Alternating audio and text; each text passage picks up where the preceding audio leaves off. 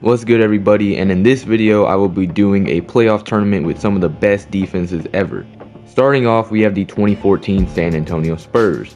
2014 was signs of Kawhi's superstar potential, while Duncan was still a major factor for San Antonio, leading to them winning the finals. Next, we have the Hakeem-led Rockets. It's not one of the most talented rosters, but Hakeem was dominating the NBA with his incredible defense and offensive skill set, leading Houston to a championship.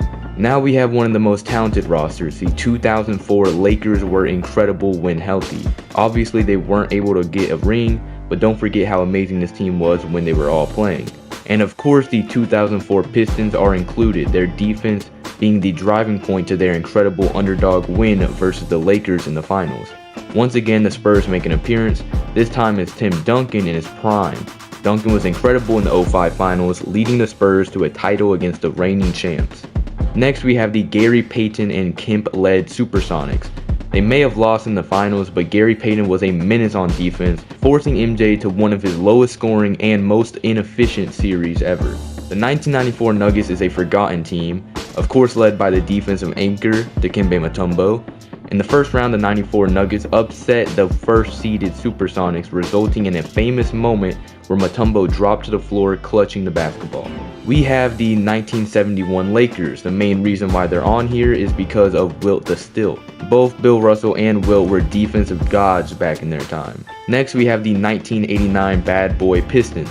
The Bad Boy Pistons were in full effect this season, as they went on to win the championship, their first of their back-to-back.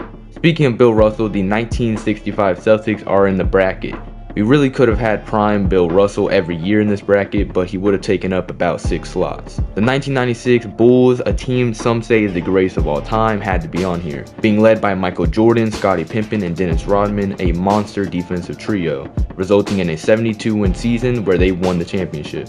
And a team that doesn't get enough love is the 90s Knicks. The 94 Knicks have one of the best defensive ratings, being led by their Georgetown big man, Patrick Ewing. The 1971 Bucks were amazing defensively just by having prime Kareem, let alone adding another legend in Oscar Robertson. The Big Three Boston Celtics were an incredible defensive core. Pretty much everybody could play defense. Even Ray Allen, who wasn't a great defender, but he was able to hit some big shots in the playoffs when Boston needed it. Another forgotten team is the 1977 Sixers. Just by looking at the stats, you truly realize how good this team was. In this season, Philadelphia went on to lose to Bill Walton and the Blazers, but maybe in this tournament they can make a comeback. And lastly, the 2013 Grit and Grind Memphis Grizzlies. They are a bit of a wild card, but the 5-seed Memphis team made it to the conference finals in real life, along the way being the first seed Thunder in 5 games. In the first round, the 96 Bulls handled the Knicks in a 4-0 sweep, Jordan dropping 42 points in the elimination game against his rival. In San Antonio, Tim Duncan and the 05 Spurs closed out the 71 Lakers in 5 games after the Lakers couldn't hit a full court shot. Not surprisingly, the 04 Lakers blow out the Hakeem-led Rockets in Game 5, Kobe scoring 41 points to close out the series. The 1971 Bucks close out the Celtics in 6 games, Bill Russell surprisingly going out early. The Bad Boy Pistons are going home early as well. The 2008 Boston Big Three closed the 04 champs in 6 games, Rip Hamilton finishing Game 6 with 9 turnovers. In Game 6, the Grit and Grind Grizzlies are attempting to force a Game 7, but Mike Conley can't get the tough layup to go. Both Spurs teams advance to the second round. And the 1994 Nuggets once again upset the Sonics. Seattle had a 3-2 series lead, but ends up losing in 7 games. In Game 7, to see who will advance to play the Bulls, 2 very tough teams are going down to the wire. The Pistons are able to tie up the game. George McGinnis gives Philly the lead with an easy dunk. Now Isaiah Thomas has a long way down the court and he hits back rim on a deep shot, and Philly advances to the second round. In the second round, the 1996 simply dominate the 76ers in a embarrassingly easy series. With Tim Duncan fouled out, Game 5 was tight. Kobe Bryant put his differences with Shaq aside, passing him the ball to tie up the game at 120 with 25 seconds left. But the Spurs are able to take the lead after getting their offensive rebound, and with just 0.4 seconds left, Kobe attempted to pull a Derek Fisher, and Kobe made the shot, but it wasn't off in time.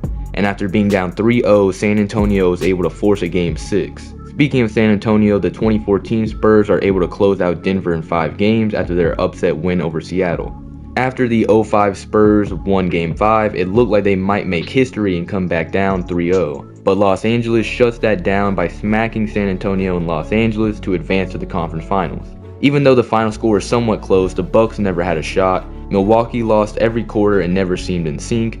Boston advancing in 6 games to play MJ and the Bulls. Michael Jordan looked like a man possessed, taking out his anger from getting beat by Larry Bird early in his career, resulting in the Bulls making the finals after gentleman sweeping Boston. It was looking good for the 2014 Spurs early on in the series versus the 04 Lakers. Kawhi was really giving it all he had, but the duo of Shaquille O'Neal and Kobe Bryant was too much for San Antonio, resulting in a Lakers versus Bulls NBA Finals. After a Michael Jordan 39-point Game 6, the finals was going to a Game 7. In Game 7, the Los Angeles Lakers took a massive lead early. The Bulls players and home crowd were stunned, but Michael Jordan never stopped going at Kobe, outplaying him the entire second quarter to bring Chicago back into the game. In the third quarter, it got even worse for Kobe. The entire Bulls team was making Kobe look like an amateur.